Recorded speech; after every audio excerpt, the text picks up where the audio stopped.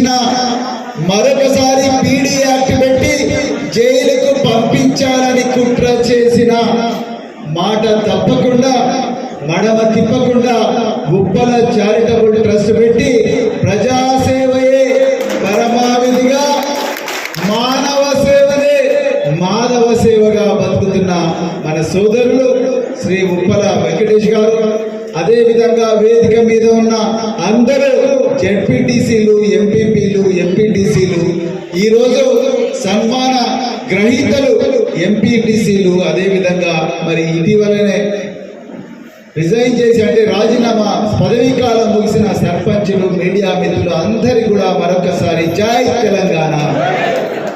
వెంకటేష్ అన్న మాట్లాడుతుంటే నాకు బాబా అంటే అన్న హజారే వచ్చి మాట్లాడినట్టు అనిపించింది. ఒక పెద్ద అంటే గతంలో గౌతమ బుద్ధుడు నాకు ఈ రాజ్యం వద్దు, నాకు ఈ ఆస్తులు వద్దు, నాకు ఈ అంతస్తులు వద్దు, ఏమొద్దని చెప్పి అన్ని అక్కడ పడేసి భార్య పిల్లలు నిద్రపోతున్నప్పుడు ఊరు వదిలిపెట్టి ఆ భవంతులు ఆ అంతఃపురాలను వదిలిపెట్టి మరి ప్రజల్లోపలికి సీక్రెట్గా వెళ్ళిపోతాడు. మరి వెంకటేష్ గారు అట్లా వదిలిపోలేదు కానీ కుటుంబంతో సహా ఈ కల్వకుర్తి ప్రాంతమే నా కుటుంబం అనుకొని ఈరోజు ఎంత మందికి మరి ఆయన చెప్పిన సహాయం చేస్తుంటే నాకైతే చాలా ఆనందం వేసింది. నిజానికి మిత్రులారా, ఎంతో మంది పెద్ద పెద్ద బంగారాలు కట్టుకుంటారు, 5 కోట్ల రూపాయల కార్లలో తిరుగుతారు. ఒక్కొక్కరు 120 వజ్రాలు ఉన్న ఏమంటారు కడాలు పెట్టుకొని వస్తారు. నేను నా పోలీసు ఉద్యోగం వల్ల కానీ లేకపోతే రకరకాల ఉద్యమాల్లో కానీ ఎంతో మంది శివయాత్రలో కూడా పాల్గొన్నా. లాస్ట్కు ఆ జీవితం అంటే ఇంతేనా అనిపిస్తుంది. ఆ శివ అయిపోయిన తర్వాత అందరు మళ్ళీ 11వ తారీఖు నాడు అందరు మర్చిపోతారు, అంతే. దాంతో స్టోరీకి అర్థమవుతుంది. కానీ ఇక్కడ ఉప్పల వెంకటేష్ గారు చివరికి ఏం మిగులుతుందో తెలుసుకున్న వ్యక్తి కాబట్టి ఇప్పుడు మార్కెట్ కమిటీ చైర్మన్ శ్రీనివాసరెడ్డి గారు, అమన్ గారు మార్కెట్ కమిటీ చైర్మన్ చాలా చక్కగా చెప్పిండారు ఉపన్యాసంలో.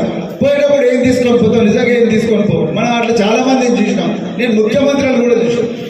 పోయేటప్పుడు ఏమీ తీసుకొని పోరు, కానీ ఉన్నప్పుడు లక్షలాది మంది నాకన్నా గొప్పగా బతకాలని అనుకోవడమే నిజంగా మరి ఒక నాయకుడు చేయాల్సిన పని. 6,000 మందికి ఇల్లు కట్టించడం అంటే మామూలు విషయం. ఒక్కసారి ఆలోచించండి. బిజినెస్ చేసుకోవాలి, బిజినెస్ చేసినప్పుడు వచ్చే లాభాలు మళ్ళా బిజినెస్ లో పెట్టి మళ్ళా దాని నుంచి లాభాలు వచ్చి మళ్ళీ బిజినెస్ చేసుకోవాలని ఆలోచిస్తారు. కానీ అరే నాలాగా మంచి ఇళ్లలో ఉండి ఏసీ రూమ్లలో ఉండే అదృష్టం లేని వాళ్ళు ఈ ప్రాంతంలో వేలల్లో ఉన్నారు. వాళ్ళలో కనీసం నాకు తోచినంత ఒక 6,000 మందికి 7,000 మందికి చేద్దామన్న ఆలోచన రావడమే ఈ కాలంలో అరుదు. మరి అలా వెంకటేష్ గారికి ఆలోచన వచ్చింది. మరి ఈయన లక్ష్యాలే వాళ్ళ పిల్లలకు కూడా వచ్చినాయి. వాళ్ళ పిల్లలిద్దరు డాక్టర్లు, వాళ్ళతో మాట్లాడే అవకాశం నాకు కూడా వచ్చింది. వాళ్ళిద్దరు కూడా కరోనా సమయంలో పేదవాళ్ళందరికీ కరోనా కిట్లు పంచడం. ఇక మనకు ఒక నాయకురాలు తెలుసు, వాళ్ళ గురించి నేను ఇక్కడ చెప్పను, ప్రస్తావన చేయకూడదు. కానీ మరి ఒక హాస్పిటల్ హైదరాబాద్ మహానగరంలో హాస్పిటల్ ఉండి ఆ హాస్పిటల్ కరోనా సమయంలో నా ఆఫీసు వాళ్ళ హాస్పిటల్కు 500 మీటర్ల దూరంలో ఉండేది. వేల కోట్ల రూపాయలు సంపాదించింది కరోనా సమయంలో. ప్రజలందరూ కూడా రెమ్డెసివిర్ కావాలంటే సచ్చినోళ్ళు, పైరవీలకు వచ్చేటోళ్ళు, కాళ్ళ మీద పడేటోళ్ళు, మాకు రెమ్డెసివిర్ కావాలి, మాకు బెడ్ కావాలి, ఒక ఆక్సిజన్ సిలిండర్ కావాలి. ఆ టైంలో కూడా వేల కోట్ల రూపాయలు సంపాదించిన దొంగలు కొంతమంది అలా రాజకీయాల్లోకి వచ్చింది. వాళ్ళు ఇలా ప్రవచనాలు చెప్తున్నారు. వాళ్ళ మాటలు వింటున్న వీళ్ళైనా ఆ రోజు 2020లో మొదటి వేవ్లో, 2021 రెండవ వేవ్లో వేలాది మంది ప్రాణాలు మన కళ్ళ ముందనే పోతుంటే వాళ్ళ పేషెంట్లను ఎమర్జెన్సీ వాళ్ళ పెట్టి కౌంటర్ దగ్గర డబ్బులు పెడితేనే మేము పేషెంట్లను ముట్టుకుంటామన్న వాళ్ళే ఇలా రాజకీయాల్లో పెంచి ప్రవచనాలు చెప్తున్నారు. కానీ వెంకటేష్ గారు అట్లా చేయలేదు. చెప్తున్నారు వాళ్ళ 2 కొడుకులను, అదే విధంగా తండ్రి, భార్య, కుటుంబ సభ్యులు, ఆయనకు పెద్ద ఆర్మీ ఉన్నది. వాళ్ళందరూ కలిసి ఇంటింటికి పోయి, ఆ రోజుల్లో మీకు తెలియదే ఉన్నది, కరోనా వచ్చినప్పుడు ఊరి బయట చెలకలల్లా, గుడిసెలల్లా, మంచెల మీద పేషెంట్లను కూర్చోబెట్టి దాని చుట్టూ కంప వేసి ఎవరు పోకూడదన్న రోజుల్లో వెంకటేష్ గారు అందరి కూడా మెడికల్ కిట్స్ మరి ఆక్సిమీటర్లు ఇవన్నీ కూడా ఇచ్చిందంటే అది మామూలు విషయం కాదు. ఇక మూడవది విద్యాదానం మహాదానం. మిత్రులారా, దీంతో ఓట్లు రావు, అది కూడా చెప్తున్నా. ఓట్లు అయితే అది నిజంగా ఓట్ల సైడ్ ఉంటే ప్రవీణ్ కుమార్ గారు నాగర్ కర్నూలు ఎంపీ అయ్యేట్టు. సరే, అది వేరే పక్క పెడదాం. కానీ విద్యాదానం మహాదానం. ఇవాళ మనం విత్తనం వేస్తాం, ఆ చెట్టు ఆ విత్తనం వృక్షం కావాలంటే 25 సంవత్సరాలు పడుతుంది, పండ్లు కావాలంటే ఇంకో 2 సంవత్సరాలు పడుతుంది. కానీ ఆ విత్తనం వేయకపోతే చెట్టు రాదు, చెట్టు రాకపోతే పళ్ళు రావు, పళ్ళు రాకపోతే మనం తినలేము. విద్య కూడా అంతే. 1వ తరగతిలో విద్యార్థిని చేర్పిస్తే 20 సంవత్సరాల 25 సంవత్సరాల తర్వాత కానీ ఆ విద్యార్థి ఏం చేస్తున్నాడు, ఎట్లా చదువుకుంటున్నాడు, ఎట్లా ఉద్యోగం చేస్తున్నాడు, తల్లిదండ్రులను ఏ విధంగా చూసుకుంటున్నాడని తెలియదు. కానీ 1వ తరగతిలో ఆ విద్యార్థిని బల్లో చేర్పించి పాఠశాల వాళ్ళు ఒక యూనిఫామ్ ఇస్తే నేను కూడా ఒక యూనిఫామ్ ఇస్తా, వాళ్ళకు పెన్ను లేకపోతే నేను పెన్ను ఇస్తా, బ్యాగ్ లేకపోతే బ్యాగ్ ఇస్తా, హాస్టల్ లేకపోతే నేనే హాస్టల్ పెట్టి ఆ పిల్లలు నా కొడుకుల్లాగా నా బిడ్డల్లాగా చూసుకుంటానే భావన ఉంది. చూసిండ్రా? నిజానికి వాళ్ళ చేతికి వచ్చేటప్పటికి మనం ఈ ప్రపంచంలో ఉండమో మనకు తెలియదు.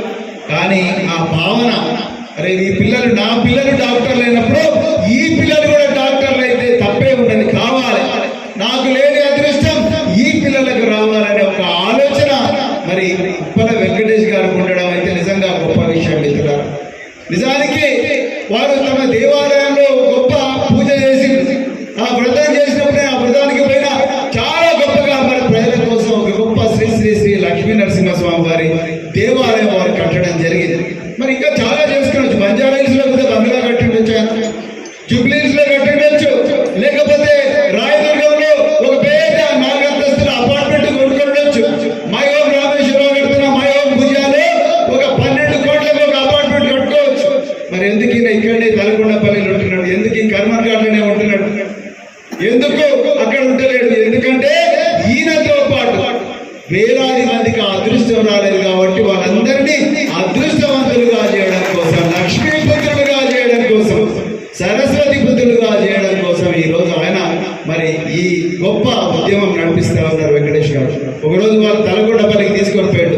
అన్న, ఇక్కడ ఉన్న ఎంఆర్ఓ ఆఫీస్ కానీ దాని పక్కన ఉండే ప్రభుత్వ ఆఫీసుల కోసం 16 ఎకరాలు సొంతంగా నేను సేకరించి ఇచ్చిన, దానికి నన్ను జైలు కూడా పంపించిన ఆయన కూడా నేను వెనక్కి పోలేదని వారు చెప్పడం జరిగింది. మిత్రులారా, మరి అలాంటి గొప్ప వ్యక్తి అలా చారిటబుల్ ట్రస్ట్ పెట్టి ఈ రోజు ఎంపీటీసీలకు కానీ లేకపోతే జెడ్పీటీసీలకు కానీ లేకపోతే సర్పంచ్లకు అందరికీ సన్మానం చేస్తున్నాడంటే చాలా చాలా ఆనందంగా ఉన్నది. ఇంతకుముందు చాలా మంది ఎంపీటీసీ మిత్రులు మరి మాకు సర్పంచ్ల దగ్గర సీట్లు లేవు అని అన్నారు. అదే విధంగా మరి ఎంపీటీసీలకు ఒక ఆఫీసు లేదని అన్నారు.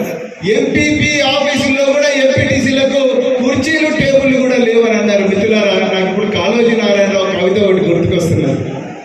తొలగి తోవనిచ్చు వాడెవడు, తొలగి తోవనిచ్చు వాడెవడు, తోసుకొని పోవలను గాని అన్నాడు కాళోజీ నారాయణ. ఎవరు కూడా ఎర్ర తివాచి పెట్టి అయ్యా ఎంపీటీసీ గారు సర్పంచ్ గారు రండి అని ఎవరన్నారు.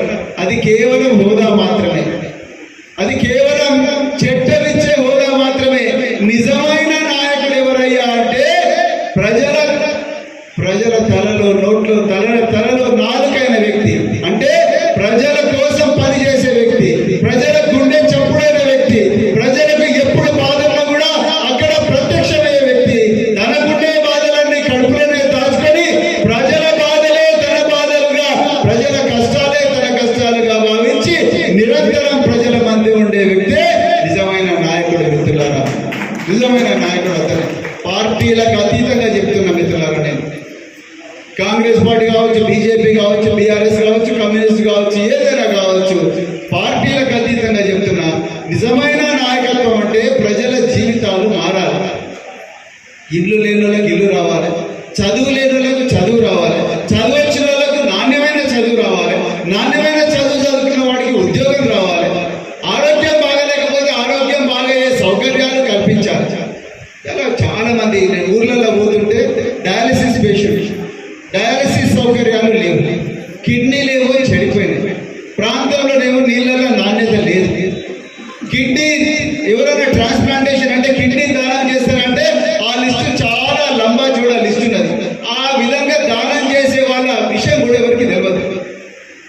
మన దగ్గర ఇంకో కొత్త కల్చర్ ఏంది, చచ్చిపోయిన వెంటనే తీసుకుపోయి మనం గాలి చేస్తాం. నేను ఒక డాక్టర్ నాకు మన ఇండిగో ఫ్లైట్ లో కలిసిండు. ఆయన నా పక్కనే కూర్చున్నాడు, చాలా ఫేమస్ డాక్టర్. సార్ చనిపోగానే కిడ్నీలు మనం హాస్పిటల్లో దానం చేస్తే ఒక పేషెంట్ బతుకుతాడు. నాకు తెలిసిన వాళ్ళు చాలా మంది చనిపోయారు.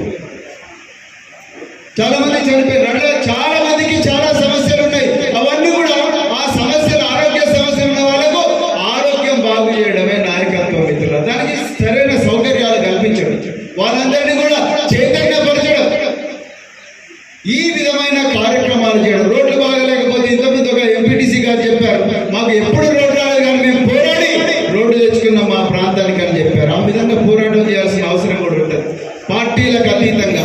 లేకపోతే ప్రజల జీవితాలు ఎప్పుడు కూడా మారవు మిత్రులారా.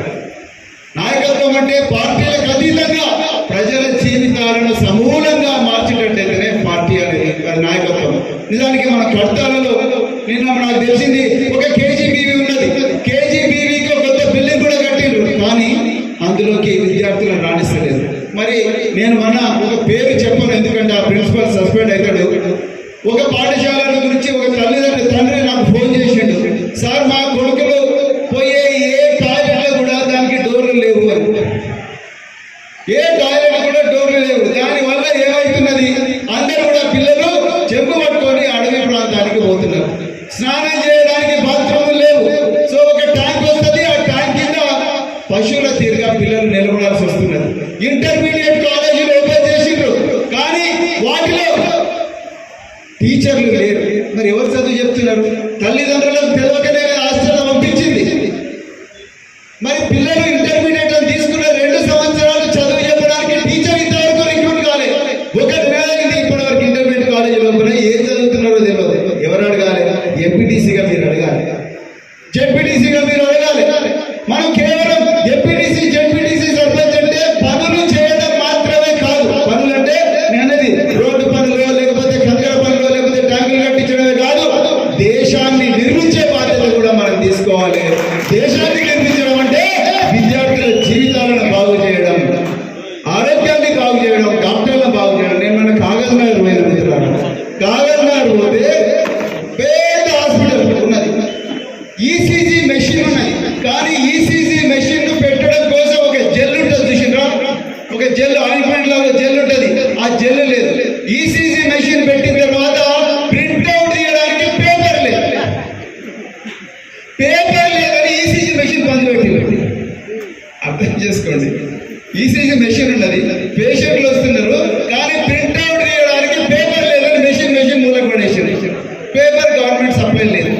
ఎన్నడీ డాక్టర్లు 70 మంది పేషెంట్లు రోజుకు వస్తే ఒక్క డాక్టర్ కూడా లేడు.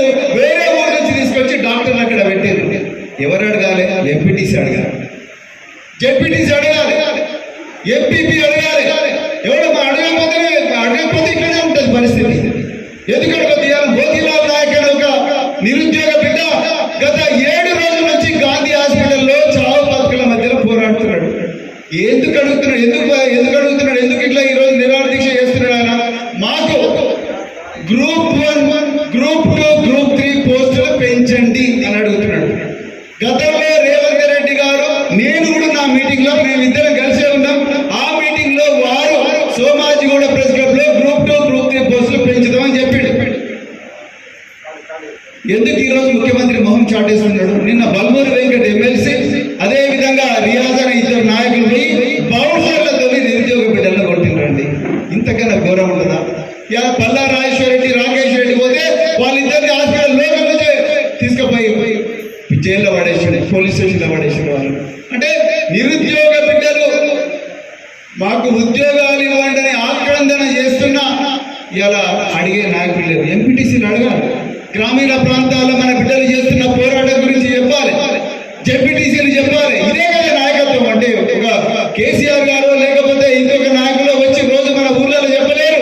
మీరే ఒక అగ్ర నాయకుడు గ్రామీణ ప్రాంతాల్లో చైతన్యం తీసుకొచ్చినప్పుడే మన తెలంగాణ బాగైతుందని నేను చెప్తున్నా మిత్రులారా.